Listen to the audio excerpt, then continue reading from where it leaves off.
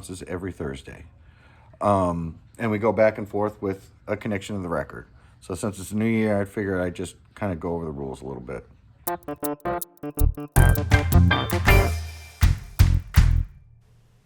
Hey there, welcome to the Thursday Collection Connection, the first of 2022. We got some big plans this year for the channel to make up excuses to talk about quantum theory and to make up excuses to talk about Hollywood celebrities. But for now, we're just going to play that game that's just an excuse to talk about records. So in Eric's last video, first off, he had a nice tribute. He did acknowledge that our mom passed away on New Year's Eve just this past week. And so if you want to see a nice tribute to my mom, make sure you watch Eric's video, his last video, where he talks about Sweet's Desolation Boulevard. And that's what I'm going to be connecting to on my play here. It was a fun record. I enjoyed it. It's what I think about when I think about glam, more so than the coyness of T-Rex. This was much more in your face, much more brazen. The topics were risque, and just about the only thing I didn't care for. I think the singer's voice annoyed me at times, the kind of the screechiness of the voice. But the harmonies were great, very reminiscent of Queen. Also very reminiscent of Cheap Trick. So again, I kind of reverse engineer my way back to what they sound like in later bands. But yeah, it's definitely was an enjoyable listen. I was surprised at how good it was. And a lot of fun, just a fun record. It seemed like there were a lot of potential connections there. They have a song on the album called AC/DC. So trying to find a band who has a song that is the name of a different band seemed like a thing, perhaps.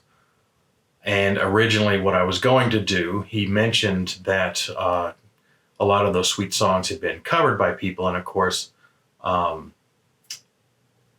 Blitz was covered by Tia Carrere on the Wayne's World soundtrack, which first made me think, is now the time to do Queen?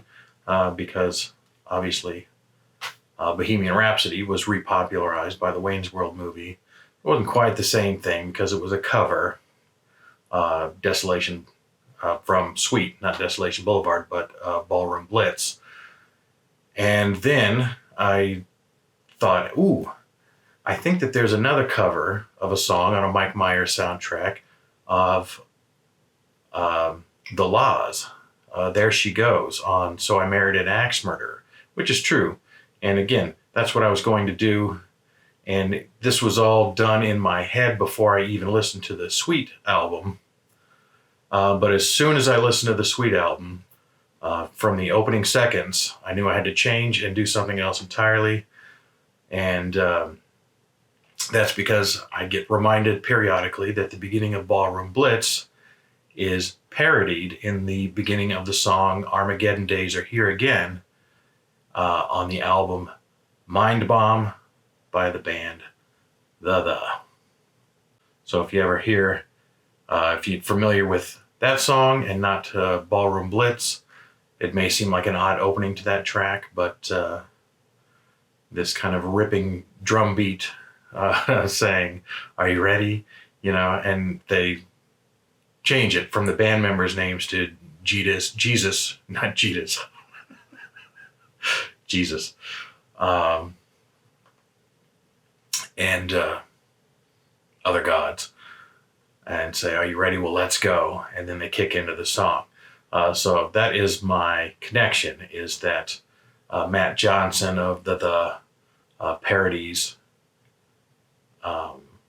Ballroom Blitz in Armageddon Days Are Here Again. The opening is a parody of the other song, or an homage, or however you want to look at it, but it's clearly inspired by Ballroom Blitz. The is an interesting one to talk about. I've got all of their sort of heyday albums, but they've been a band of songs for me. There's some the songs that I really love.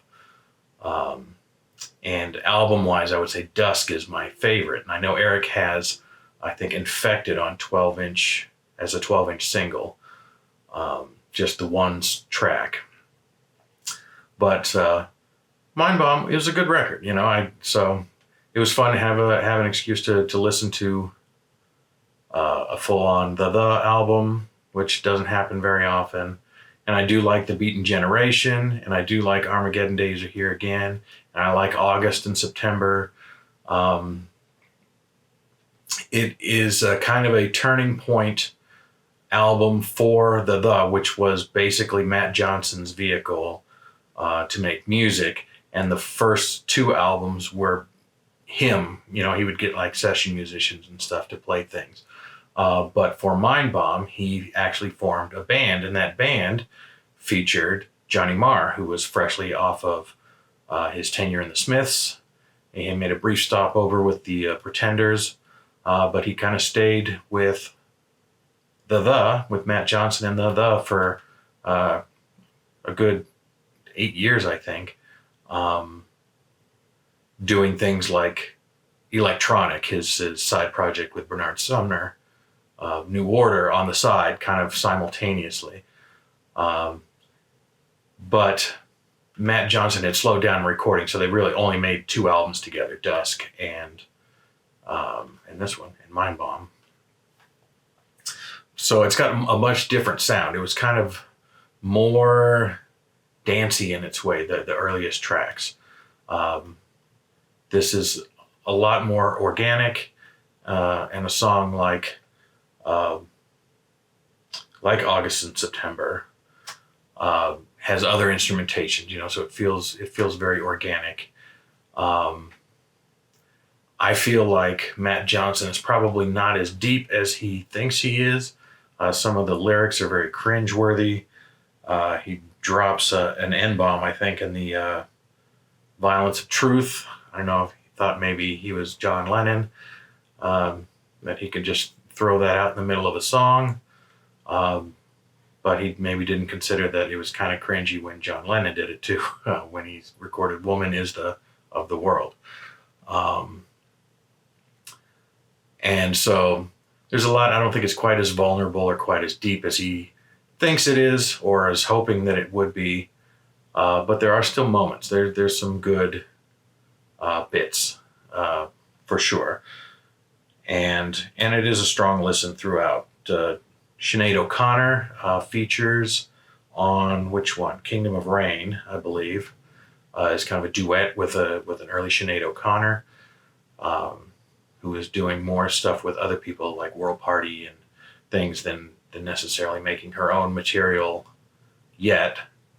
But that's on here. Johnny Marr's on here. Songs are good. Beaten Generation is a great snappy little number. But I will throw that back to Eric. See what you think of a full the album. And yeah, anybody else who watched along, made it to the end, I thank you for watching. Bye-bye.